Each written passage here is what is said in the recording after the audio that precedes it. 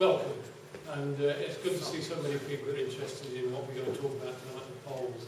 Robert's going to talk about his work at particularly the Antarctic, and then the impact that poles have on the climate. Probably is something we just read about in the press about the climate, the amount of ice diminishing, but actually that has an impact, quite a big impact on the climate we're all going to have in the coming years.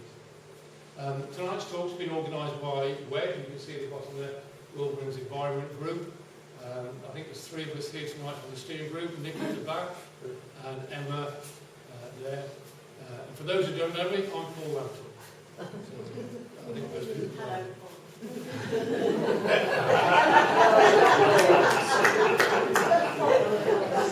Take that lady out of the room.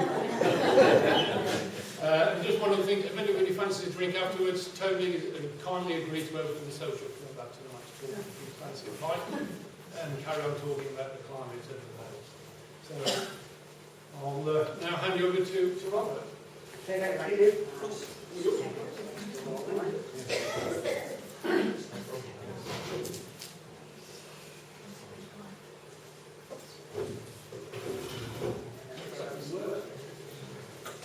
Okay, so I'm going to work with Antarctic survey.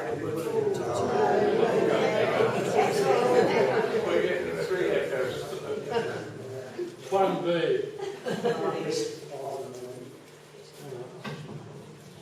Is that better? Yes. Well done.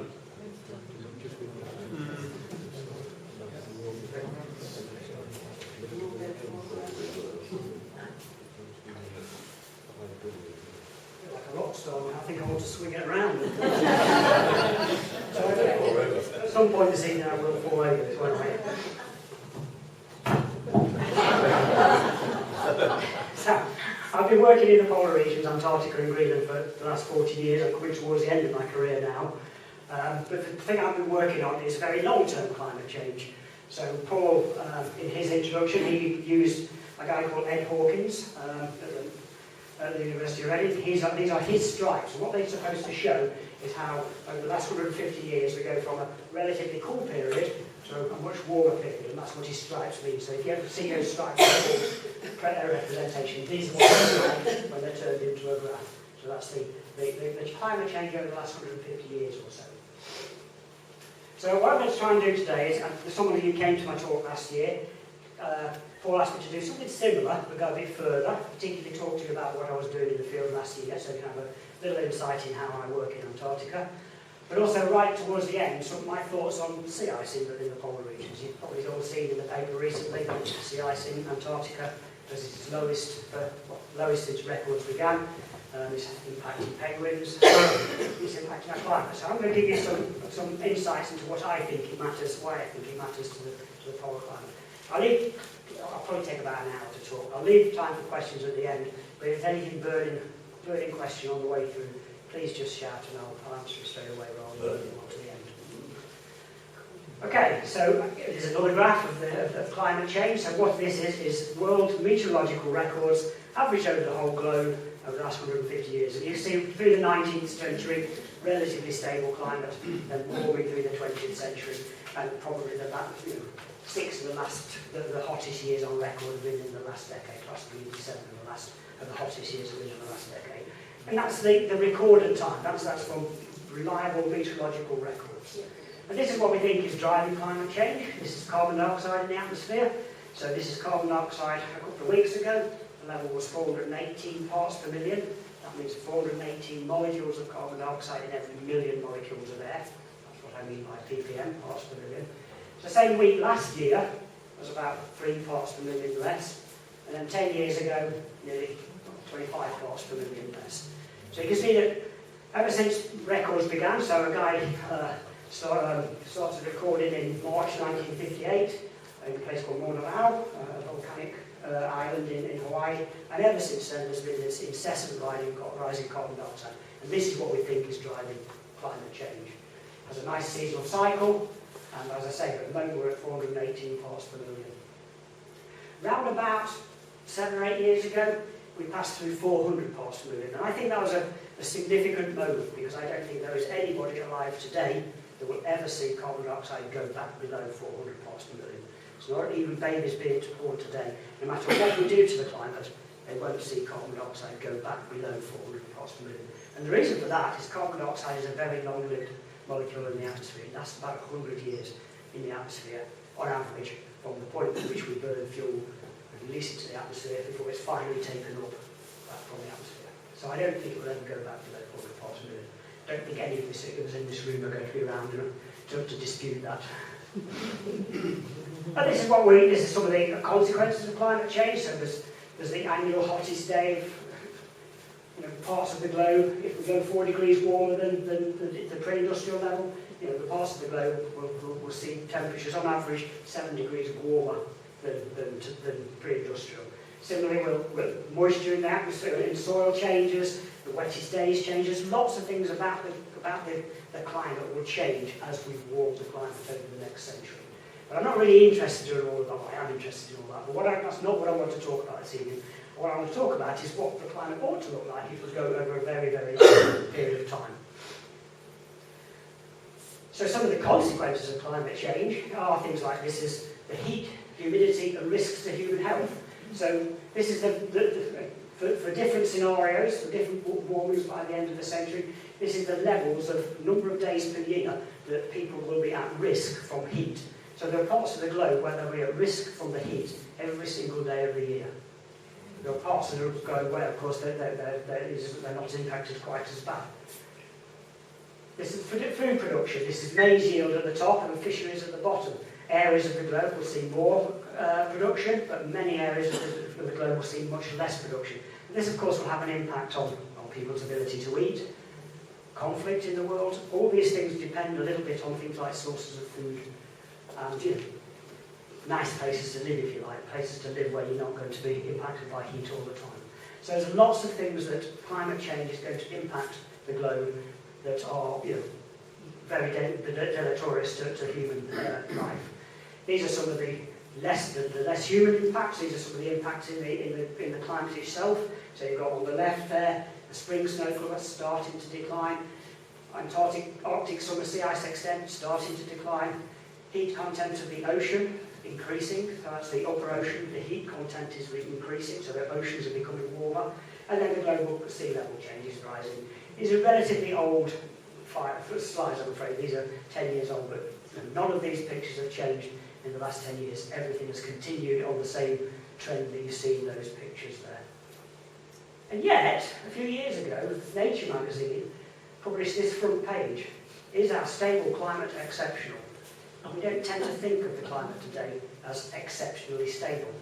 But it is actually exceptionally stable, and which is what I'll show you. We are living in a very, very stable climate, and probably the most stable climate that has been around for at least 1 million years.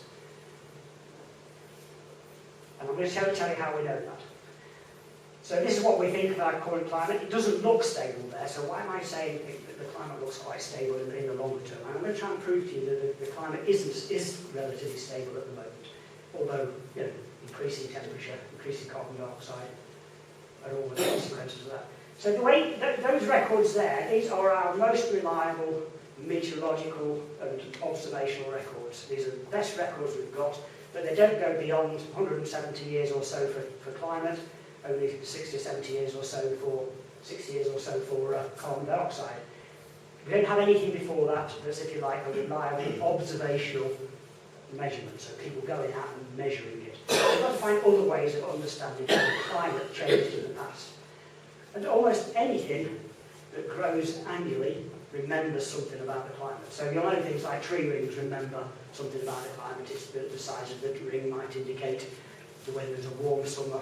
But it might also indicate whether it's a summer that had a lot of moisture or a lot of nutrients. So it's not a perfect proxy, a perfect measurement of climate itself. Peat bogs, corals, lake sediments, stalactites, caves, ocean sediments, these all remember something about the climate. And then if you go in very, very long sequences, of course, geological sequence, they will remember the climate going back many millions of years. But what I'm going to focus on this evening is the polar ice sheets, because they've got not only a memory of the climate, They give us something extra that no other record on that picture there, none of these other records show. So polar ice sheets have got something very special. I'll show you what that is in a moment. So why do polar ice sheets remember climate? Well, this is the edge of the polar ice sheet. It's an Antarctic ice sheet. This is what's called an ice shelf. It's ice that's flowed off the centre of Antarctica and it's now carving and producing icebergs. But you can see this cliff where there's an iceberg carved. It's got all these layers in it. Each of those layers is 1 year of snowfall. So in the polar regions, Greenland and Antarctica, the ice builds up year on year. It doesn't melt. It just sits there and each layer sits on top of the previous year. And so it's not difficult to imagine that if you stand at the surface and drill into it, you're drilling further and further back in time. And that's really what my career's been. I've been drilling ice cores, bringing them back to the lab in Cambridge and measuring the things that would tell us about the climate. And so the climate offers temperature record. I'll show you how we get that in a moment. Almost any chemistry that enters the atmosphere, be it industrial pollution or from the oceans or the terrestrial biomass, anything that enters the atmosphere eventually makes its way to the polar regions, so we can measure it. So we can see, for example, increasing modern industrial pollution in the polar regions. But ice has got this one extra special thing, and that is got samples of the atmosphere from the past, the actual air from the past, still trapped in the ice. No other record on Earth has got that sample of trapped air. And this is my fingers holding a slice of ice core. It's about 10 centimetres across. And all these little bright spots that you can see in there are little tiny bubbles of air. So these are bubbles of trapped air from the past. So I'm able to not only drill into the ice and recover the ice core and the ice itself, but inside that ice core there are these little tiny bubbles of air which are going to tell me about the atmosphere in the past. And this is how we're going to get the levels of carbon dioxide and methane and nitrous oxide, the three main greenhouse gases, going back many, many thousands of years. Was that a question or a yawn? That's the way you're wrong. Beg your pardon. So I'm going to start off, this is Antarctica, I'm going to start off over here, in the area I work quite a lot. This is the Antarctic Peninsula here, points up towards Chile to the left. This is the Weddell Sea embayment. Over here is East Antarctica, which we'll talk about later. But I'm going to start in that area here and just show you a couple of records as examples. So this is one of my drilling camps. This is a place called Fletcher Promontory. The ice here, not particularly thick, it's about 650 metres thick. For me, that's not particularly thick. It's an easy one-season drilling, 650 metres. So this is our drill tent. You can just about make out the drill sticking out the top of the tent. We're a field party that lives in these pyramids, so we usually have 2 people living in each pyramid. So that's an 8-person team there. These are our toilets over here. This is where we have our meals, and then over here we've got the generator that drives the drill. And then a tent where we use for sort of like all the engineering problems that we have with the drilling. Because drilling itself is quite an engineering project. In the background you've got there the Ellsworth Mountains. They're the highest mountains in Antarctica, and somewhere right up there, that's the highest mountain in Antarctica, Mount Vinson. So if you ever want to conquer all the highest mountains in Antarctica, Mount Vinson is where you need to be. So again, another slice of the ice core, and these are the little tiny balls of air that are trapped in the ice. Now, how do we get our climate record? Let's have a look at the climate record first. So ice in polar regions is made of water, obviously, and water is hydrogen and oxygen atoms. Now, what is useful to us as scientists is that there are heavy and light isotopes of both oxygen and hydrogen. So what I've just shown you here, this is actually taken out of a GCSE textbook, so if you all remember your GCSEs, you'll probably have learned about hydrogen having 2 isotopes, one called deuterium and one called tritium. Tritium is radioactive, we're not interested in that, we're interested in what's called the stable isotopes, the ones that don't change or don't emit radiation over time. And this is a stable isotope of hydrogen, and it's got 1 extra proton as well as one extra neutron as well as the proton in the centre. Oxygen is the same, it has a heavy and light isotope, And with oxygen, you normally have 8 protons and 8 neutrons. For the heavy isotope, which again is stable, it's not radioactive, it has 8 protons and 10 neutrons. And that makes it a heavy isotope of oxygen. And quite fortuitously for scientists, is it takes more energy and therefore a warmer climate to lift a heavy isotope of water out of the ocean. So when the climate is slightly warmer, you see more of the heavy isotope. When it's colder, you see less of the heavy isotope. So all we do is we take the ice and we measure the ratio of the heavy and light isotopes of oxygen, and that's what I've done here. And what you're looking at here is just 3 meters of ice, and you can see this cycle here of summer and winter.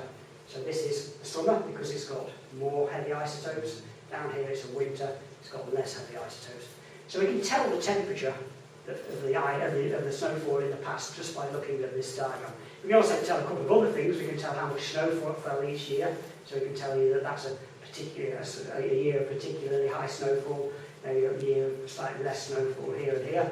And you can see also that you can start to count annual layers, a bit like counting tree rings.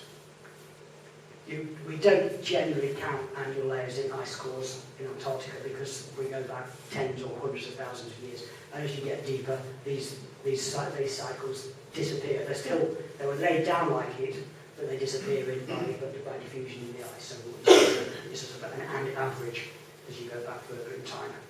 Say an average over 10 years or so. You can do the same with the hydrogen isotopes, so you can do the same with the hydrogen and the deuterium, and it looks very similar because it's the same mechanism, the same physical mechanism of more energy, a warmer climate, leading to more of the heavy isotope. So you can measure either of these isotope pairs and tell you what the climate has been doing over many thousands of years.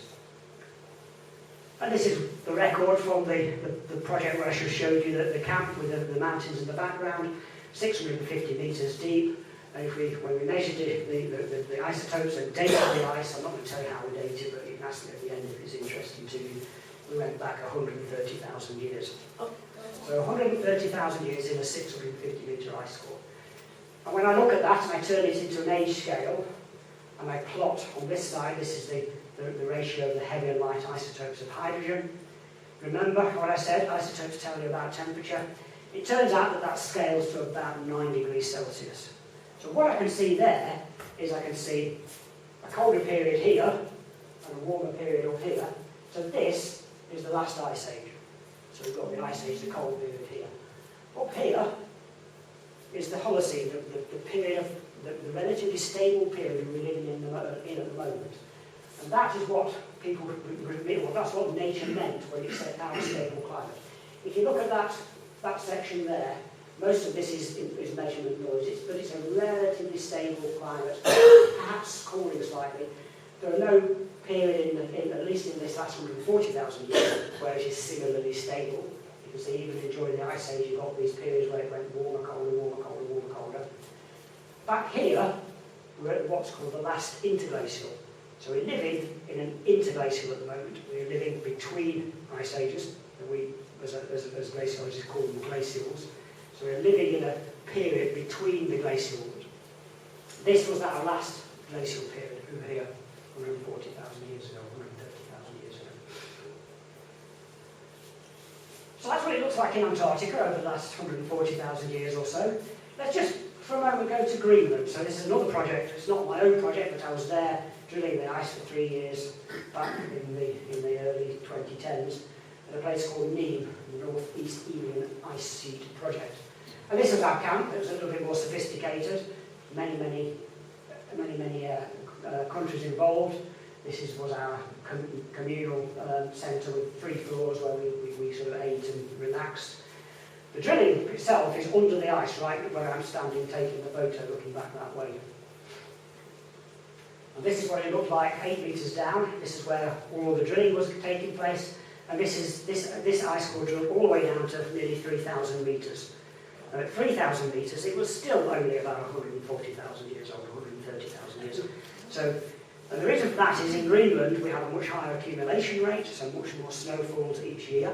But also the very bottom of Greenland is melting, so all the old ice melts away. So in Greenland there is no ice older than about 130,000 years, even if you go all the way to the bedrock at the bottom.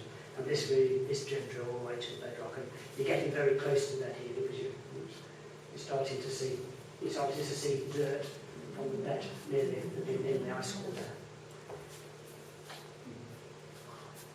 And with this project, we had a lot of people in the field, and a lot of the analysis, the processing of the ice and the analysis was actually done in the field. So I was there, not as a driller on this one, I was there making measurements, but in this 8-metre deep trench, we had all the people cutting up the ice, making all the measurements, and actually producing a lot of the data while we were in the field.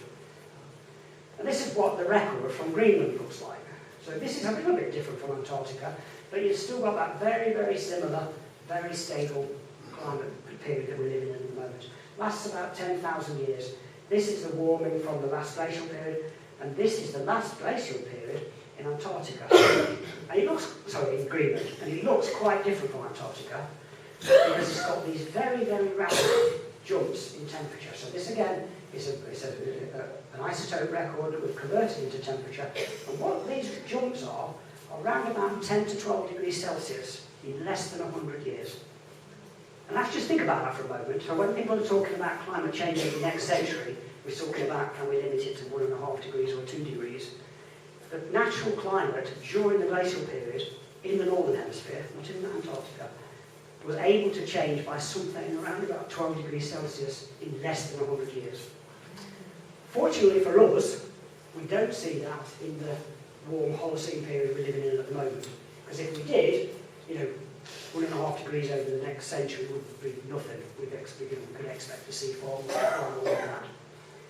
At the moment, we don't really understand quite why.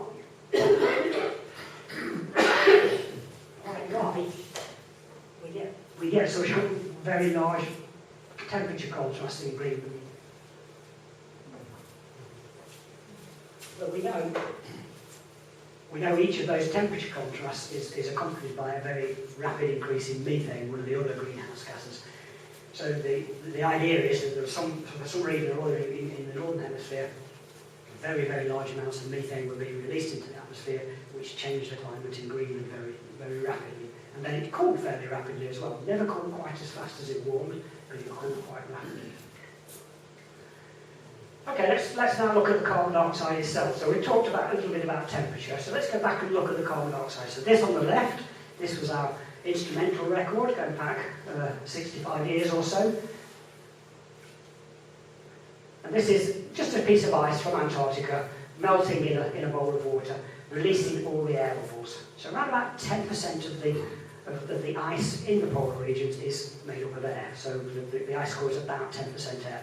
As you get deeper and deeper into the ice, the bubbles get smaller and smaller due to compression, but nevertheless we can still always extract the air. So we're able to take the air out of the ice and measure with modern instruments the levels of the greenhouse gases like carbon dioxide, methane, nitrous oxide. Okay, so I'm going to go back to Antarctica again for a moment, and I'm going to go somewhere where the ice is getting towards 4 kilometres thick. So when I said 650 metres thick, over here, that was right just there. Over here, the ice is nearly 4 kilometres thick in places.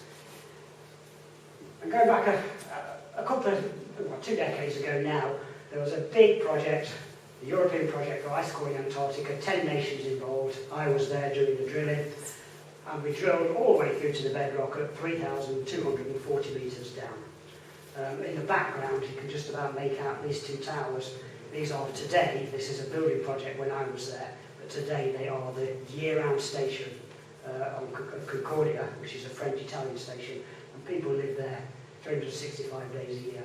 And I'll actually talk a lot about later about a temperature anomaly we saw at Concordia this year, last year now. So I was there for a season, again with the drilling project. This is the drilling project. This time we weren't drilling underground, we were drilling in a great big tent on the surface, but the drill was very similar to what you saw, well, in all of the drilling projects, they're all very similar. And this is what the temperature record looked like when we recovered our 3,240 metre deep ice core, measured the water isotopes, turned them into a temperature, and what we found is we've got a record of nearly 800,000 years of climate. So again, this is the warm period we're living in at the moment, relatively stable. If you look at that, perhaps apart from that section there is no other period as stable as we're living in at the moment. It's also interesting to see that this is the last ice age in blue. This is the previous interglacial, between ice ages. Here's another ice age, another interglacial ice age, interglacial ice age, interglacial and so on. In fact, the last three interglacials were warmer than the present interglacial. So our present climate is actually relatively cool compared to at least the last 400,000 years of interglacials, warm periods. You have to go back more than 400,000 years to see interglacials that are similar sort of temperature to today. So again, just to remind you, they're the warm interglacials. These are the cold glacials, the ice ages. And that's again about 9 degrees Celsius, the change in temperature between the contrast between a glacial period and an interglacial in Antarctica. Globally, it's closer to 5 or 6 degrees Celsius, but in the polar region, particularly Antarctica, the contrast is about 9 degrees. And just as a reminder, there's so much ice gets frozen up in the continental ice sheets of northern Europe, so the ice sheet that covered all of northern Europe and North America, that so much ice was locked up that the sea level fell by 120 metres. So the sea level dropped because 120 metres of seawater was produced snow that fell and was trapped on the ice sheets during the glacials. So just to give you a scale of what the natural system is able to cope with in terms of sea level change. Now let's look at the carbon dioxide. So here's the carbon dioxide taken from those air bubbles. And again, you can see a very similar sort of pattern. I'll actually overlay them in a moment. But the critical thing is that through all of the glacial periods, the level of carbon dioxide in the atmosphere was around about 180 parts per million. So that's the level you'd expect to see in a glacial.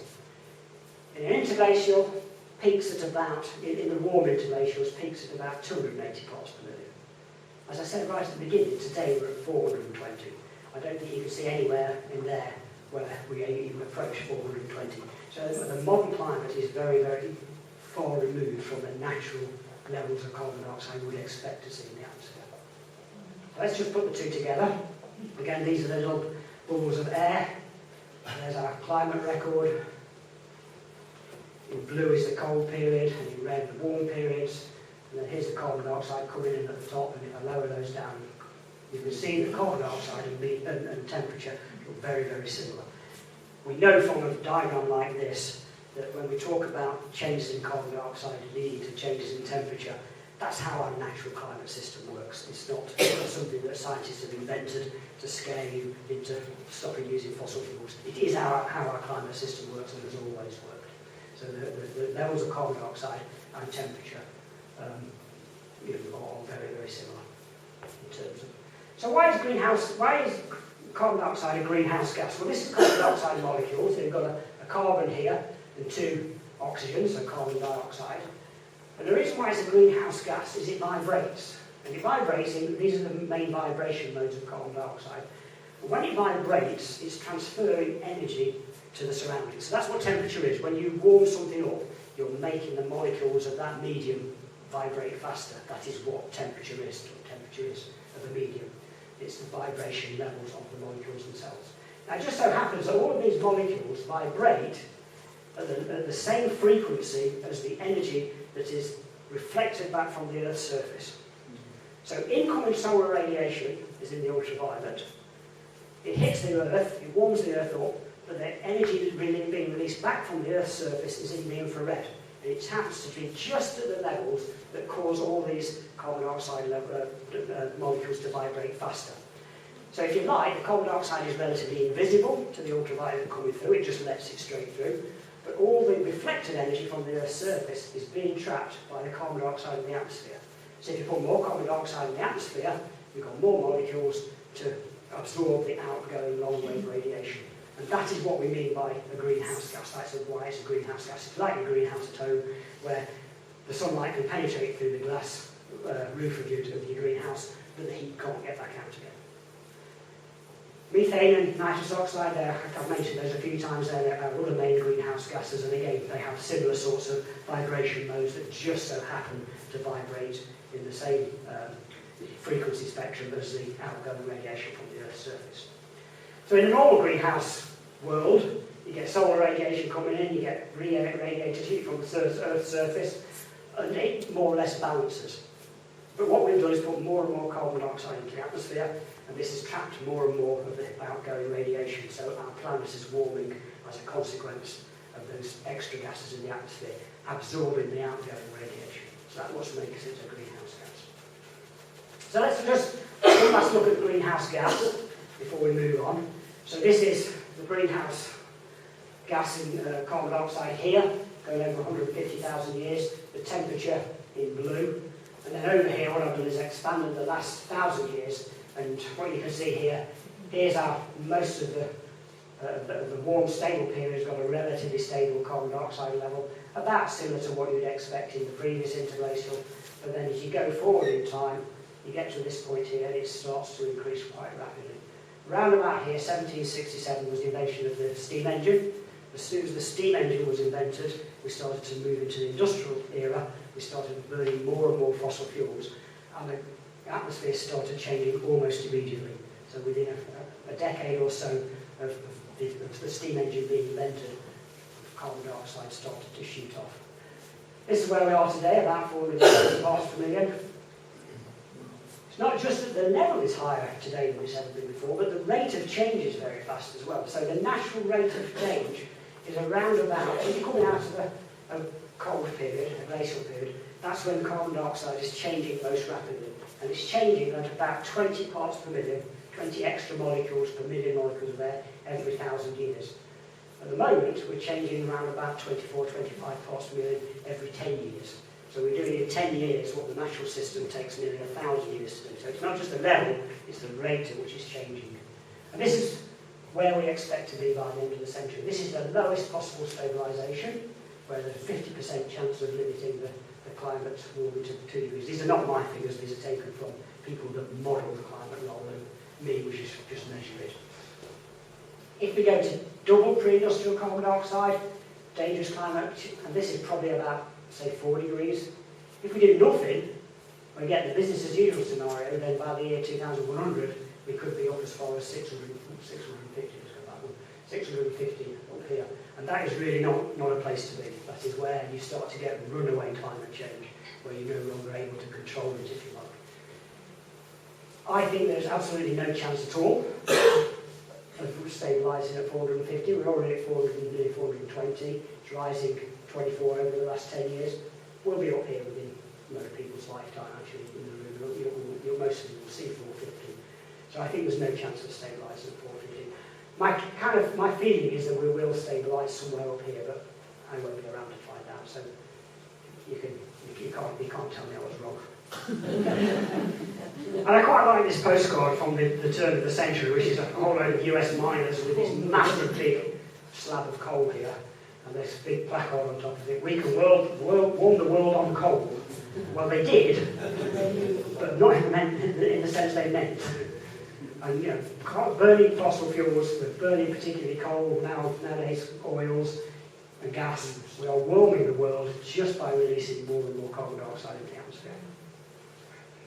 Okay, let's go back for a minute now. I'm going to go further and further back into the past now. If you think 800,000 years was plenty, I'm going to go just a little bit further. And just have a look at the pattern that you see here. So around about, every say 100,000 years or so, we seem to be going into a warm period. There's some other frequencies in there. It's around about, I know it's around about 40,000 years. So there are several periods in there, periodicities in there, that are related to the Earth's orbit around the Sun. So the Earth orbits around the Sun. That's three main orbital periods. One is the eccentricity, that's about every 100,000 years, and that's the size of the ellipse, the shape of the ellipse. One is the obliquity, it's the tilt angle of the Earth towards the Sun. And one is precession, it's the wobble on the axis, and that's about a 21,000 year cycle.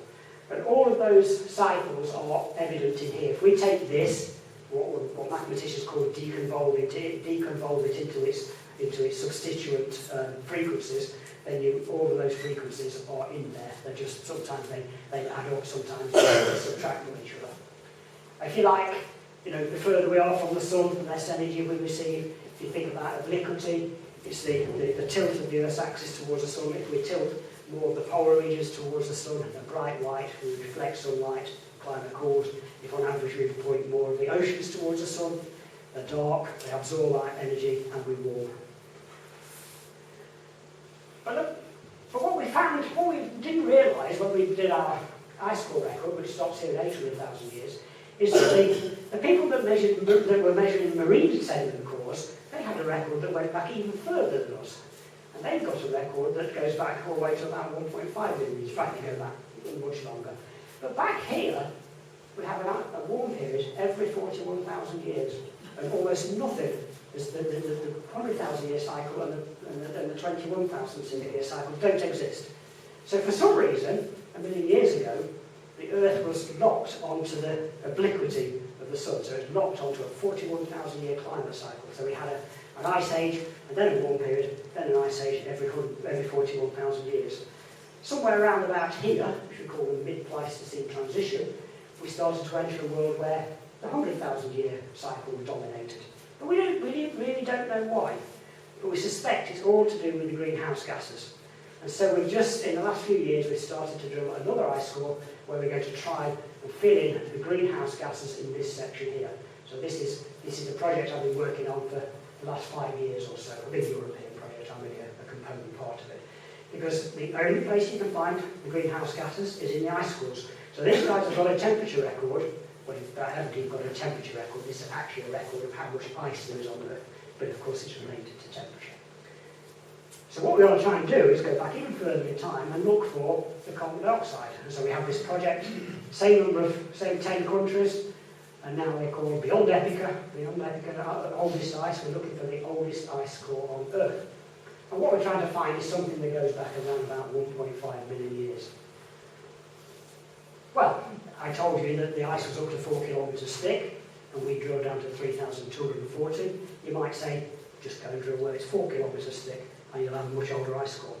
Unfortunately, it doesn't work like that. It doesn't work like that because of what's called geothermal heat flux. So, underneath Antarctica, the mantle of the Earth's core and then mantle are generating heat. And that heat is trapped by the ice, so it can't escape. So the thicker the blanket of ice you put on the Earth's mantle, the more likely it is to melt off the ice from the bottom. And that's exactly what happens. You get to around about 3,500 metres thick of ice, and everything below that starts to melt quite quickly. And so some of these places, like over here, we have a huge lake that's about 150 kilometres long and about 30 kilometres wide. And that lake, if you like, is all the old ice that's melted off the bottom. So we've got to find a place where we've got almost a Goldilocks scenario, where the geothermal heat flow is quite low, the surface temperature is very low, the accumulation rate, the ice thickness, everything is just perfect to get ice older than the 800,000 years. And when the modellers who are trying to guess where these areas are model it, there are only very, very few places in Antarctica where you might be able to find that ice. And they turn out to be over here, which is where the Europeans are working, over here, which is where the Russians are working, the Chinese are working here, the Japanese here, and the US over here. So there's almost a race going on at the moment to recover the oldest ice core. At the moment, the Europeans are in the lead. And so going back 4 or 5 years now, 5 or 6 years now, the 2 seasons I worked in that area trying to find the ideal spot. It was my job to actually find the site for the drilling. So here I am with 4 Italians. You can always tell the Italians because they're always dressed in red, so obviously these are Italians. These are British because they're always orange, and the French are always in blue. We're very colour-coded now, so sometimes I'm in black. You'll see that all the time. It's always good. So I was there for a couple of years, and what I was trying to do is find where this whole ice was. And what I was doing, I was using a radar. So dragging the radar over the surface to measure the thickness of the ice and look for water at the bottom of the ice sheet. So this is my radar here, and it's dragged by a tractor. So here's the tractor. This is what's called a piston buoy. The French and the Italians use these all the time. The British do nowadays, but when I first started doing this type of work, it used to be a skidoo, which is why our radar is kind of tiny, because it's designed to go behind the back of the skidoo. But the Italians and the French don't like anything quite that rough. So that was the receiver going past. This is the precise GPS. This is the antenna for the transmitter, and there's the transmitter sledge coming behind. So what it's doing is that transmitter sledge is sending out a radar pulse. It bounces off the bottom of the ice, comes back to the surface, and we can measure how thick the ice is. We can also see what the internal structure of the ice looks like, but I'm not going to go into that in great detail, well, in no detail at all. But we can tell what the surface of the bed of the ice looks like. And so over 2 seasons I drove 2,400 kilometres, 2,300 kilometres at 11 kilometres an hour. Trust me, it's very, very boring. These are the routes that I took, covering this area and another little area over here. This is where we drilled our 800,000 year core. This is about 40 kilometres away where we think we might have something where it's 1.5 million years old. And this is what, when I then reconstructed what the bedrock looks like, this is what the bedrock looks like. So this is 15 kilometres by 10 kilometres, and there's obviously a mountain range at the very bottom of the ice sheet. And then the little blue patches you can see are everywhere I saw water. So what you can see is that in every valley there's a river, and in some places lakes. This one had a little lake in the bottom of it, but you can't see it in this. So very important that we picked exactly the right place to drill. When you're on the surface, it just looks like tens and tens of kilometres of absolutely flat ice. You have no idea what's below the ice. But nearly 3 kilometres down, you've got this mountain range and all these lakes and rivers under the ice. So it's obviously very important that we don't drill into one of these, because all this ice would have disappeared in meltwater. So we've actually chosen to drill just here, just that spot there. And then for last year, I was there actually doing the drilling. So there, the party was a little bit larger now. This is Christmas Day, 2022. And that's the guy there is me, obviously. Well, obviously, that's me. And then these are my French, Italian, Swiss, German, Danish, colleagues in the field with us. I've got a few little videos now just to give you a feeling what it's like to work on a big project like this. Now this really is a big project compared to the sort of projects I work on as a purely British project. So this is the drill tent, so there's the drill mass poking through the tent. Every time the drill comes back to the surface, we have to put the mass down to the horizontal to get the ice core out. With this drill, we drill about 3 to 4 metres every time the drill goes down the borehole. And it takes about, well, last year by the end, it's taken us about 80 minutes to go top, bottom, back to the top again and empty the ice out. So that was the drill. In the background you've got things like our sleeping tents, our toilets. Over there was the eating tent. All the ice is stored underground down here where it's cold, and then these are just storage modules. Down here we've got our generators.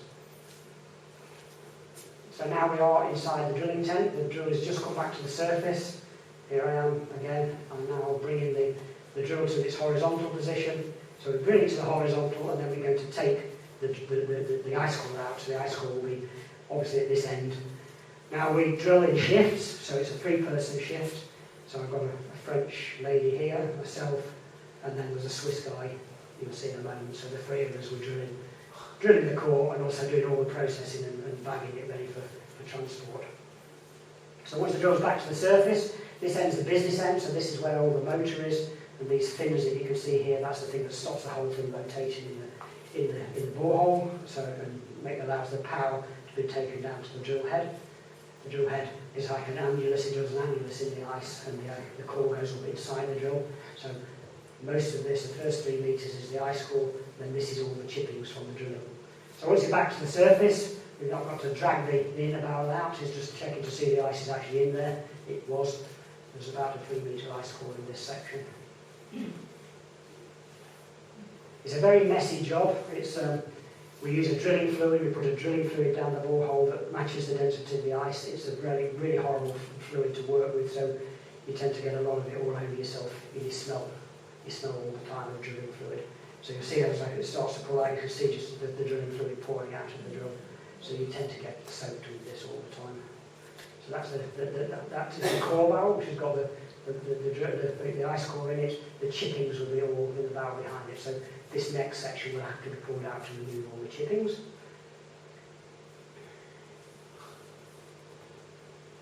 So So we're doing this all day long. We work about a 16-hour day in 2 shifts of 3 hours, 4 hours, 5 hours, 2 hours and so on. And during in this tent, the temperature during the day would be about -20, and then overnight it would drop into about -38. So it's a really cold place to work. So we have these warm cabinets that we can stand into to operate the drill. So that's the ice is in the drill. Let's go over there now. And here's the ice core coming out from the drill.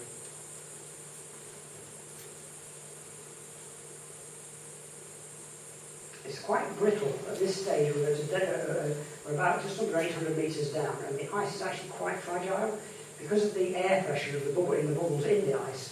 Any sort of sudden shocks on the ice, if we hit it with a hammer or drop pencil on it even, it can just shatter into light gravel. It shatters quite easily.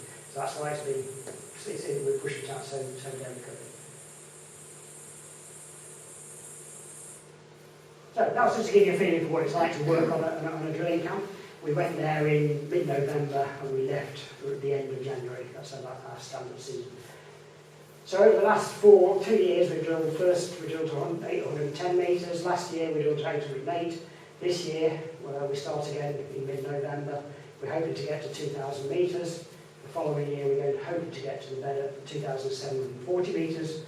And in fact, all our old ice, or our ice older than 700,000 years, is in that bottom 300 metres, or 250 metres or so. So you've got to drill a long way through the ice before you get to anything that's new for us. So it takes years and years of drilling to finally get to new ice. And it won't be until a few years' time that we even know whether we got ice as old as 1.5 million years. So maybe in 4 or 5 years' time, I might come back to you and show you what the carbon dioxide was in this section here, and explain to you why it is we've moved from a 41,000 year world to a 100,000 year world. Okay, let's have a look. Let's go back to climate change again. So I explained to you that carbon dioxide has increased very rapidly, and that we're getting this warming, and these are some of the warming scenarios we might expect. So 1.5 degrees is around about there already. 2 degrees, we'd like to limit it to that. In practice, I think we're somewhere between 2 and 3 degrees, hopefully not 4 degrees. So let's think about some of the consequences. Well, the climate in Antarctica is warming as well. So this is the climate in Antarctica in 2022, and as you can see, it's actually quite a few degrees warmer than the average. And that's fine. You get averages, and averages are averages, and every year you'll get some extremes, and some extreme highs and some extreme lows. But look at so this is Concordia Station. In black you've got the normal range of temperatures over many, many years, so 32 years of temperature, and then this is the mean.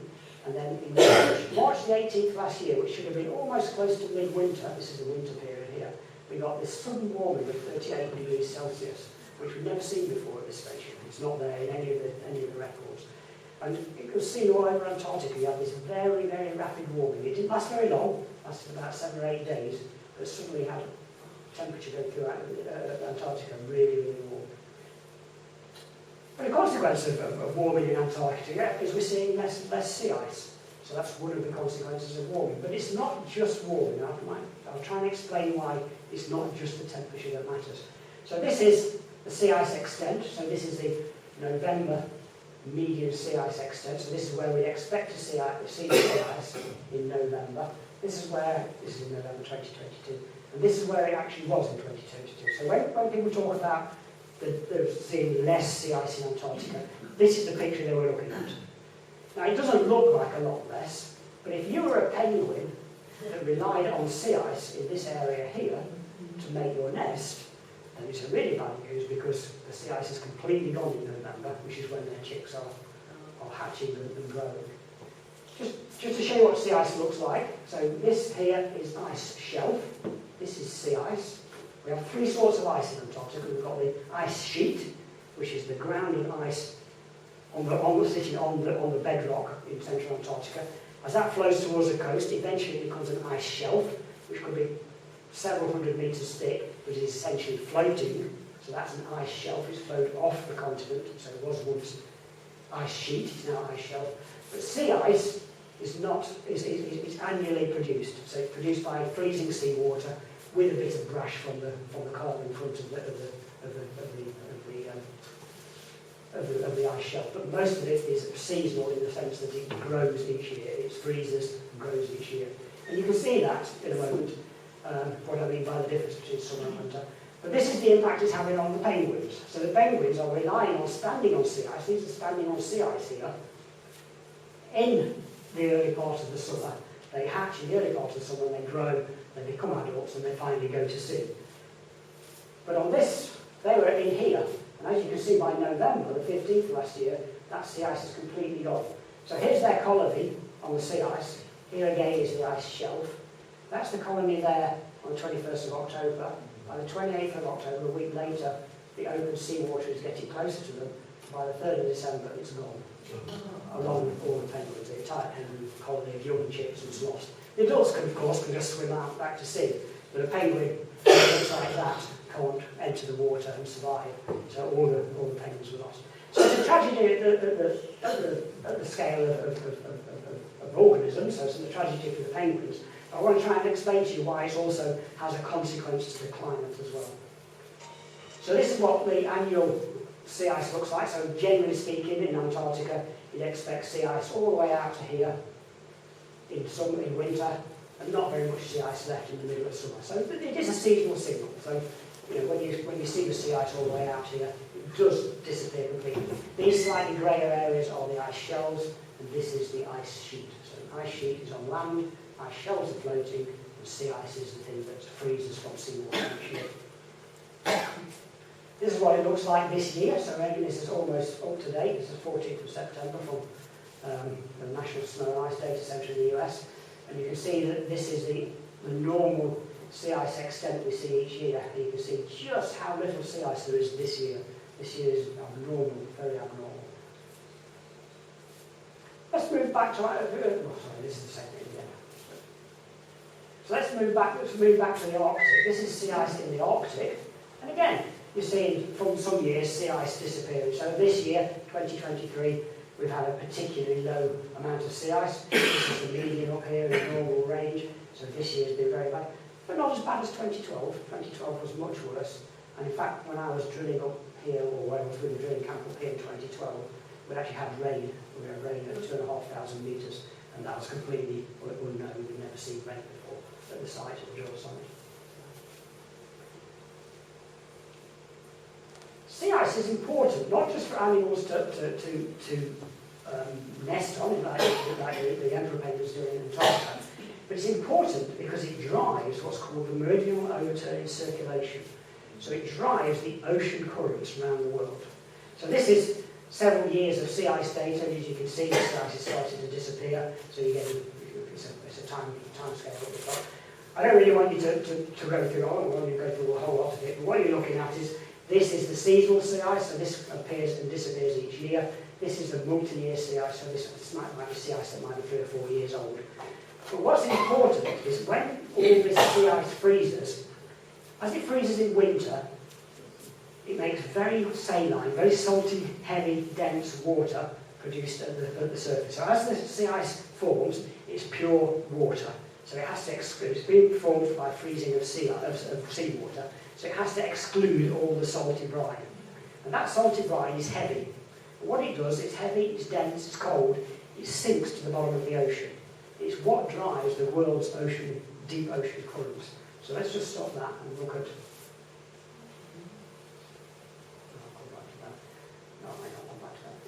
And this is what's driving the world's ocean currents. Now, you all know about the Gulf Stream. The Gulf Stream arises somewhere in the Gulf of Mexico down here, and it comes along the surface and drives warm water all the way up past the UK into the Arctic. And you might think of that as being maybe driven by wind, shear wind forcing it northwards. But where is the water being replaced from? So if the water is coming from the Gulf of Mexico, warm water, surface water is coming from the Gulf of Mexico, it has to be replaced by something. And it's being replaced by the cold water that's being generated in Antarctic, in the Arctic sea ice zone. And in fact, it's actually the sea ice that's generating the the energy current to take place. So it's not the warm water flowing northwards that pushes the cold water south. It's the cold water coming south, upwelling in the Gulf of Mexico, that's driving water back north again. So in a sense, as we start to lose sea ice in the Arctic, what we're doing is we're turning off the pump that's pumping cold water all the way down the Atlantic. And that may even one day turn off the warm water flow back northwards. So a paradox of cooling climate in the Arctic is actually Britain might cool because our Gulf Stream might start to weaken. Now people have been testing this for years. For about the last 20 years there's been a row of deep ocean monitors across this strait here that's looking at the deep flow of water. And they can see that it is starting to slow down. It's not slowing down at the moment fast enough that we think it will actually turn off. But we think also that this change in the circulation of the meridial, the circulation in the deep ocean and the surface ocean currents is one of the reasons why the temperature in Greenland was changing so rapidly during the last glacial period. So when I showed you those in Greenland, those very, very rapid changes in temperature, one of the things that we think might be doing it is weakening and strengthening of this circulation, bringing heat or not moving back northwards to the Arctic. It has a consequence all the way down in Antarctica as well, because there is deep cold water coming down to Antarctica where it upwells, and as it upwells, as it comes back to the surface, it brings nutrients from deep down in the ocean. And those nutrients supply all the food for the surface phytoplankton, who then take up the carbon dioxide from the atmosphere and produce their own bodies, their skeletons and things, which then sink to the bottom of the ocean. So one of the ways that carbon dioxide is taken out of the atmosphere is in this region here by marine organisms, phytoplankton, little tiny marine organisms about the size of a matchstick head, taking up carbon dioxide from the atmosphere but being fed by these deep ocean currents upwelling in Antarctica. So it may have a consequence, if it starts to weaken, of the amount of carbon dioxide that can be taken up from the atmosphere. It might mean that carbon dioxide remains in the atmosphere for longer. The other thing it's doing is it's actually undermining this, what you're getting is warmer water coming further and further into the surrounding ocean, or the surrounding ice. And it might be this warmer water that's driving in under the ice shelves that's starting to melt away the sea ice, and also starting to melt away some of the ice shelves themselves. And what I mean by that, so these are the ice shelves here, I'll show you these big ice shelves. They're effectively the outlets of tributaries of ice flowing off central Antarctica. So these are like, if you imagine, these are all rivers of ice, glaciers if you like, flowing off Antarctica, and they come down and they eventually form icebergs, and then the icebergs drift off out to melt. So they are adding to the ocean, the amount of water that has been flowing into the ocean. So these are the main ice streams of Antarctica. Now those ice shelves are buttressing the flow, so they're stopping the flow coming off Antarctica. If warm water starts to flow underneath some of these ice shelves, what can happen is that it can release ice from the interior of Antarctica. So we can suddenly get Antarctica starting to flush ice out of the interior and out to sea level. So what we've got here is we've got a sequence of going back from 2005 at the top right, all the way to the present again. I probably won't run it all the way. But what you're looking at is how much mass is being lost from Antarctica. So this is ice being lost from Antarctica. So the amount of ice in Antarctica is getting smaller and smaller year by year. And where it's being lost is in some of these coastal areas, particularly in the West Antarctic ice sheet and over here. And what you're seeing is a massive amount of loss of ice in this area here. And we think this is because of those warm currents from the changes in the way the ocean circulates around the globe, underpinning or sneaking underneath some of these ice shelves, warming them up from below and starting to melt them away, which then allows ice to flow off the Antarctic plateau and into the sea, where it adds to sea level rise. If we go back to the last interglacial, and just watch this for a moment, and I might run it a second time, we're now back 120,000 years ago. The climate was about 2 degrees warmer than present, and the sea level globally was about 9 metres higher than today. And we think most of that 9 metres came from this area of Antarctica, which we call the West Antarctic ice sheet. Some of it came from Greenland. We think about 3 metres came from Greenland. I'll just try and run that again so you can see what's happening. So if you've got time up here as we go out of the previous glacial period into the last interglacial, so 120,000 years ago, where it was a little bit warmer today than today. And what you see over several thousand years, all the ice sheet over here disappears, or this is what we think happened. And we think then it starts to reform as you get to the end of the interglacial period. We start progressing back towards the glacial period, and then it starts to form, and it looks like it is today after 15,000 years. Now, I'm not suggesting that the West Antarctic ice sheet will collapse over the next 100 years. That's very, very unlikely indeed. But it's interesting to know that the climate of the last interglacial was about 2 degrees warmer than today, which is round about where we expect to be by the end of the century. And then run forward through 1,000 or 2 years, we lost so much ice that the West Antarctic ice sheet completely collapsed, probably completely collapsed, and added to about 6 metres to sea level. Like I say, I don't expect that to happen over the next 100 years. I probably don't expect it to happen over the next 1,000 years. But it's a good analogue of where the climate of Earth is heading towards over the next 1,000 years, if you like, if we allow runaway climate change to take place. You can go and look at the IPC, the Intergovernmental Panel on Climate Change, and you can look at all their scenarios of changes in sea level. Some quite scary numbers, but if you go through probably about 200 years, you can see that the sea level is beginning to rise, so they're predicting it could rise by 3, 4, 5, 6 metres. So, 200 years hence, we could have sea levels 4 metres, 5 metres higher than today. And of course, that has a huge impact on Earth's population, because almost all cities, all major cities, are actually quite close to sea level. If you think of London, it's actually very close to sea level. So it doesn't take much of sea level rise to inundate London. And it's not just the actual rise in temperature, it's the frequency that you get flood events, storm events. So when the Thames Barrier was built, it was built to overcome the once in 100-year storm flood. Nowadays that storm flood is predicted to come about once every 10 years, and that's because of only takes a small sea level rise to actually change the statistics of the return time for flood events. And this is the number of people over the globe, again from the IPCC, that will be affected by sea level rise. So I think what I've been trying to show you is that although it's kind of a tragedy for the emperor penguins if they lose their entire chick population for a season, eventually they'll learn to go and lay eggs somewhere else, and they'll eventually they will adapt. What I've been trying to show you is that the sea ice has got much longer, much more like global implications. Losing sea ice in both the Antarctica and the Arctic can have quite profound effects on the global climate because of the way it interacts with the overturning circulation of the oceans, which transfer energy around the globe.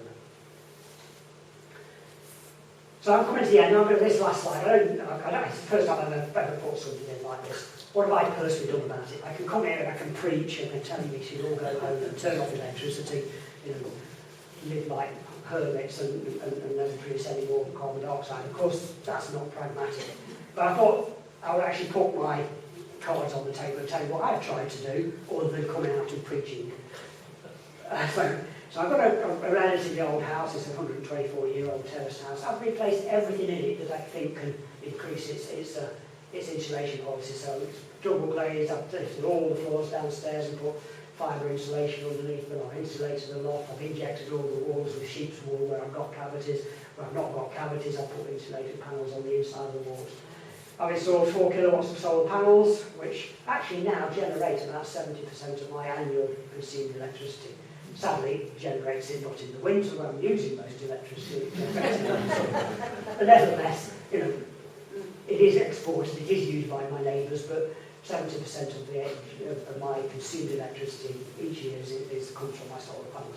Of course, I've put LED lighting throughout the house. I've put timers on every gadget in the house so they turn off overnight, and they have to be almost manually turned on the next day if I want them to work. I cycle and work wherever I can. I rarely take holidays abroad, so I'm actually going at 3 o'clock tomorrow morning. I'm going on holidays. It'll be the first flight I've taken since before COVID, full holiday. Okay, I take flights to go to Antarctica, but It was the first time I've actually taken a foreign holiday by air since before COVID. I stopped eating meat 35 years ago. I think that's was probably a little bit of a foresight 35 years ago. I don't think I understood quite how that would become such an issue as it is today. Where I failed is I still have a car. I shared with my partner, a really old wooden car. We can't yet make a single electric car work, partly because we don't take holidays abroad, we take them in the UK, and we've got family in the Cairngorms in Scotland, so we travel there a lot. It's quite difficult to get there on an electric vehicle. I've tried and failed to install an air source heat pump in the house. I did really want to replace my gas boiler with an air source heat pump. But the reason I failed is the house, even with all the effort I put in, is still too poorly insulated to enable me to get any government grant. And to be honest, I'm a scientist, I can't afford to do it entirely on my own. So I kind of like to think I can get a grant. I think I calculated if I didn't get a grant, I've got to live under 140 years to get a payback on an air source heat pump. And with that, I'll say thank you.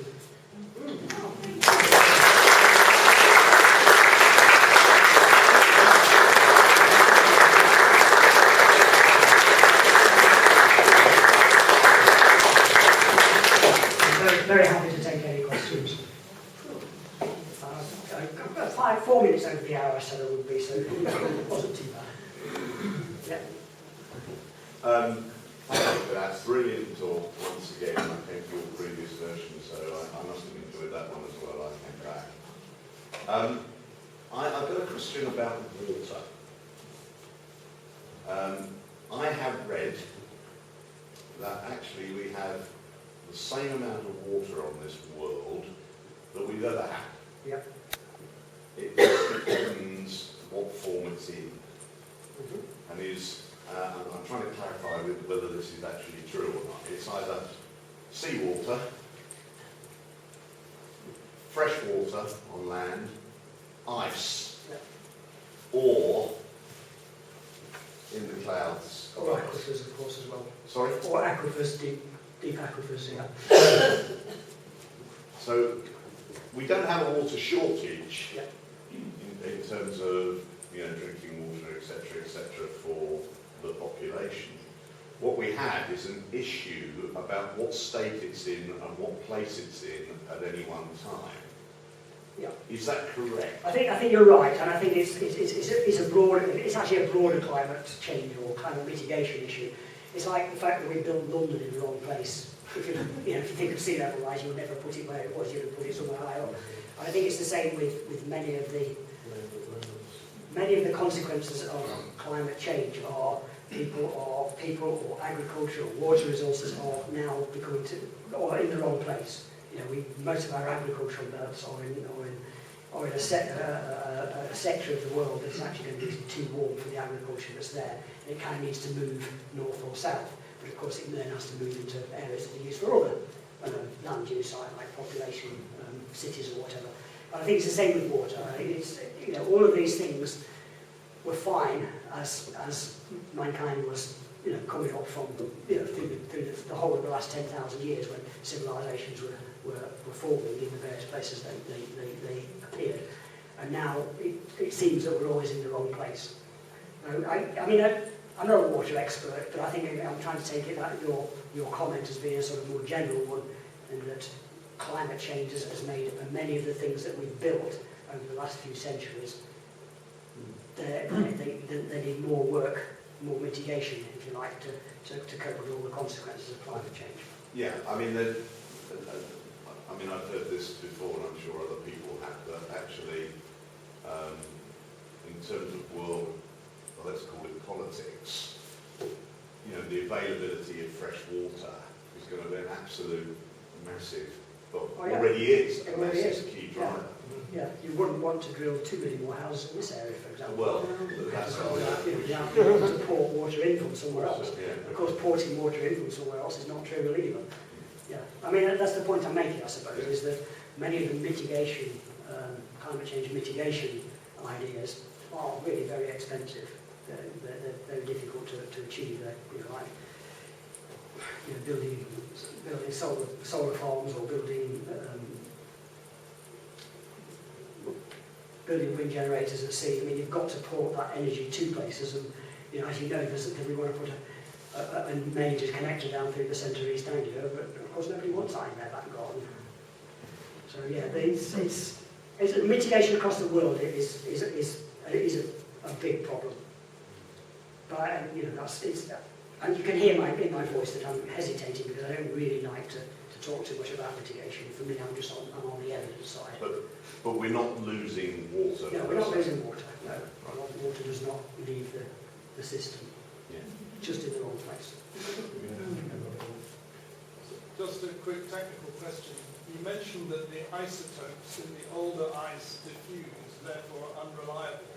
So I'm confident, i.e. the air bubbles don't diffuse and are unreliable. Right, okay, I didn't say the word unreliable. I said they diffuse, so we can't see the seasonal cycles. Okay. So if you like, the seasonal cycle averages out, and what we get is a decadal cycle, and then deeper down it might be a 100-year cycle.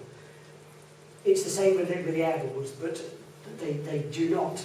There's no connection between the air bubbles once they've locked off, and as they get deeper in the ice, there is no connection between the air bubbles in the way there is between the water molecules.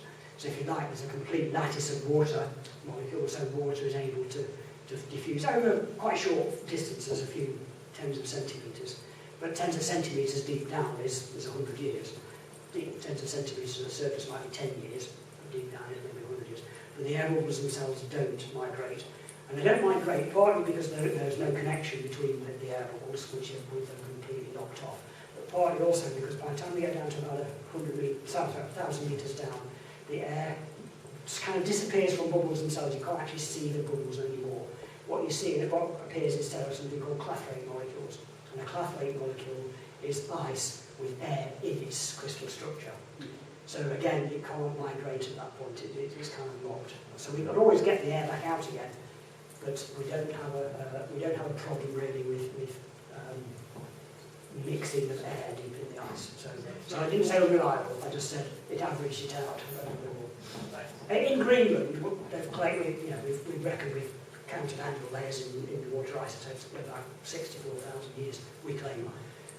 In practice, I think we probably would have made a few mistakes along the way, but in Antarctica you can only go back thousands of years, rather than tens of thousands of years, and still see the seasonal cycle. It's still there as a climate record, but you just don't see the seasonal cycle anymore. Who pays for all the very expensive equipment and machinery and all the work that you do on Antarctica? Okay. The money runs out and can't complete it. Money running out is actually quite an issue at the moment. So the big projects, the big projects that I showed you would have multinational participation. They're all funded by the European Union. So I'm still funded. I have 3 projects on the go at the moment that are still funded by the European Union. Once these projects come to the end, that money will stop. But because the UK has rejoined Horizon Europe, we're able to start up. We're able now to bid again back into the European pot. So most of my money at the moment comes from Europe.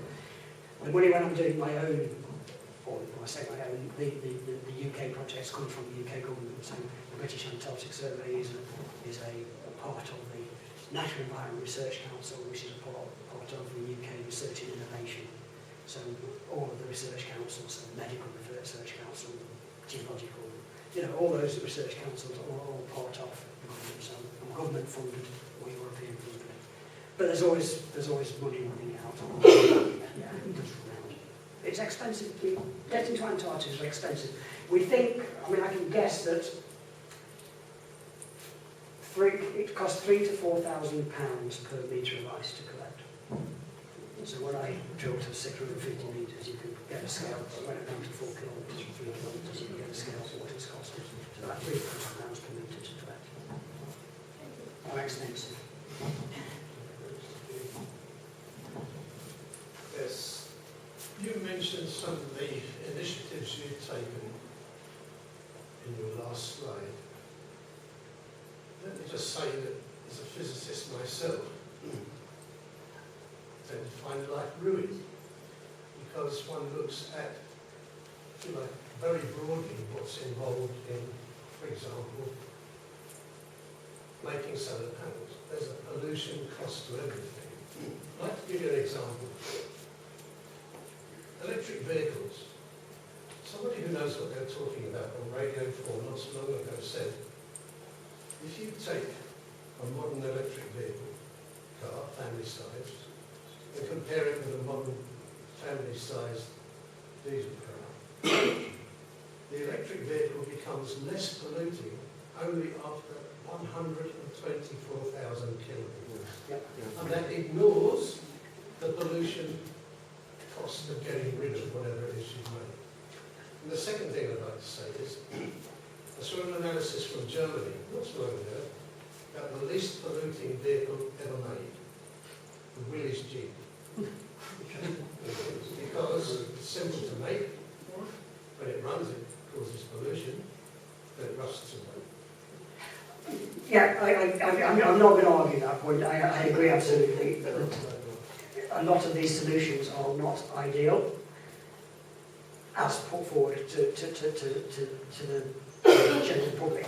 I actually don't think, I mean, I showed you what I've done, but I actually don't think in a way that individuals can have much impact at all. I mean, I think very, very little of what we do personally has a great deal of impact. They say every little helps, but in practice it's not a little we need, it's a lot.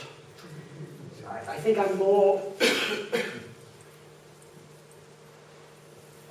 encouraged by the fact that I talk to politicians and business people all the time. I've been talking to them for 20, 30 years. And 20 or 30 years ago, there was a lot of climate scepticism, there was a lot of denial, there's a lot of we can't do anything about it. I think the fact that over the last 10 years, I think it's very rare now for me to find a climate sceptic amongst business or political leaders. You still find some, but generally speaking, you find a few. And I think it's the much larger scale projects that are going to make a difference. So it's the move into, say, wind energy or solar energy or even nuclear energy in this country. I'm not really a nuclear fan, but I have to admit it doesn't emit much carbon dioxide apart from in the build phase. But I think it's those much larger projects that are going to have the impact. But of course, you've got to take the public along with you. In a sense, it's good that the public has switched onto this, because eventually, it is going to cost people money to move into a world that uses less fossil fuels and more renewable energy. So that's a cost to people. So you've got to take people along with you where you can.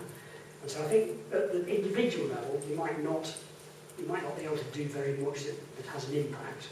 Well, I produce 70% of my annual electricity, for example, so I can make a difference. But I think it's the bigger projects that are going to make a difference globally, is the amount of energy that's produced and from non-fossil fuel sources. So to me, that's the bigger issue, not individuals, it's governments, business. And just briefly, these large projects, would you see these large projects giving rise to increased employment? Why not? They all take people to build them. Yeah. Couple more questions, Robert, then we must let you go. Yeah. You choose. Thank you very much for your presentation. Can I just ask your view on the rate of change, It's just that I see things as like heat and energy, turbulence, spikes all over the place, like a 40-degree C change. So it seems to be happening very fast. Yeah, so I think that's the point I was trying to make about the rate of change of carbon dioxide at the moment is very rapid compared to the natural system. However, when I showed you that graph of the level of how fast the temperatures change during the glacial period in Greenland, you don't see carbon dioxide spiking so quickly, but you do see methane being emitted to the atmosphere very rapidly. I don't really know what that source is. We guessed that it's from permafrost, but over permafrost that the methane is being released as the climate starts to warm, and there's sort of like a feedback effect. And the climate warms, it releases methane, the climate warms a bit faster. But you don't see carbon dioxide spiking quite so quickly. The gentleman over there with his question about how reliable are the gas records. Of course, again, the further back you get in time, the less well resolved they are. But we've never seen anything in the past that resembles the rate of change that we see today. So even as it's most rapid, we don't see anything quite like the rate of change we see at the moment. Although the rate of change at the moment seems to have kind of levelled out, the rate of change is not changing, to answer your question. So it's been around about 3 parts per million increase per year for a couple of decades now. I mean, okay, some years it's 2, 2.5, some years it's 3, 3.5. But the 3 parts per million per year increase in carbon dioxide has been about the same for at least a couple of decades now.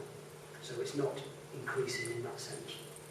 It kind of makes you worried a little bit because we've done all these mitigation methods of trying to use less fossil fuels, but it's still being emitted at the same rate. So there's still a kind of worry. The rate of change ought to be decreasing, but it's not. So I had a question about fitting your geological timescale onto a sort of more biological timescale. I mean, so how long have humans been on the Earth? So, okay, I've got that.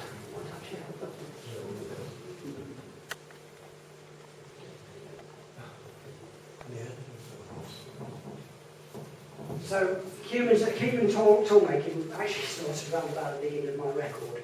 So around about here, Homo sapiens started to move out of Africa. There's use of fire about 350,000 years ago. Neanderthals die out somewhere around about 30,000 years ago. Humans walked to America because they could, because of the ice bridge across to America and the lower sea levels. But I think the significance, for me the significance is the fact that although humans have been around, or humanoid creatures have been around for most of my record, agriculture really didn't start until about here. So agriculture started when humans no longer needed to constantly migrate because there were all these spikes in the global climate. So if you like, we're trying to follow the ice northwards and then back south again, then northwards again. Round about here, when we hit the Holocene, the last 10,000 years, that's when civilization started to take off, and it's because mankind was able to stop migrating and start to follow. And so most of our civilization arose in that period, in the last 10,000 years. So was it for the glacials and interglacials, were they actually catastrophic for, I mean, you said that people would migrate to ameliorate the changes, but were they actually catastrophic for population? I don't think they were like Disney's Ice Age. They weren't quite that catastrophic, and they would have been relatively slow to move. However, I guess if you were camped in between the UK and Norway in the middle of the North Sea, you probably would have found that flood came very catastrophic. You were wiped out. I doubt that they saw that coming and migrated away. So some humans would have been affected by catastrophic climate change. In that case, it would have been a flooding of the North Sea. But I don't think most humans, my feeling is that most humans would have been able to migrate and escape from the oncoming cooling or warming conditions. Robert, I'm time to arrest now. You want to get on paid at 3 a.m. Everybody, my name's Nick Toovey. I'm another one of the 5 people who run Wilbrahams Environment Group. I stress that it's Wilbrahams, Great and Little and 6 Mile Bottom. We try to think of things to do in our villages, all 3. This event, we put it on for you, for ourselves. We found it interesting. I can see you have. We're following up on last winter's series of talks, open evenings we call them. We're planning more, but we probably won't have another one until after Christmas. Probably not in the next month or so. Can I say, if you're not on our member list, which means if you don't get emails from us, not very often, but from time to time, hopefully useful, will you please sign your name and your details on a sign-up sheet, which I'm going to put on the table at the back with a pen. There's no fee to join. There's no obligation. We'd love to see you participate in the things we put on. We're trying to do all kinds of things on an environmental theme, whether it be planting, litter picking, campaigning for cycle paths, nature surveys, things of anything we can think of, or that you can think of, that you would like to see done to support our parish councils in our own way. So think hopefully well of Wilbrahams Environment Group.